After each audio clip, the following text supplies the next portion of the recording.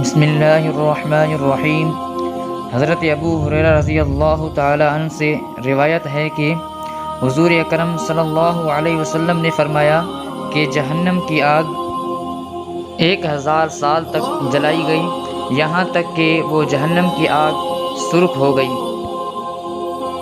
پھر جہنم کی آگ کو 1000 سال تک اور جلایا گیا، یہاں تک کہ وہ دوزخ کی آگ سفید ہو گئی۔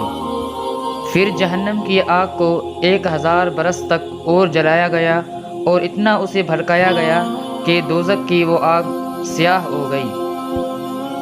اب اس وقت جہنم کی وہ آگ بالکل سیاہ اور تاریک ہے۔ اللہ تعالیٰ سے دعا ہے کہ ہم سب کو اللہ تعالیٰ اس جہنم کی سیاہ آگ سے بچائے، آمین ثم آمین۔ ویڈیو کو لائک کریں اور دوستوں سے شیئر لازمی کریں۔ ہمارے یوٹیوب چینل انمول واقعات کو سبسکرائب کریں۔ شکریہ۔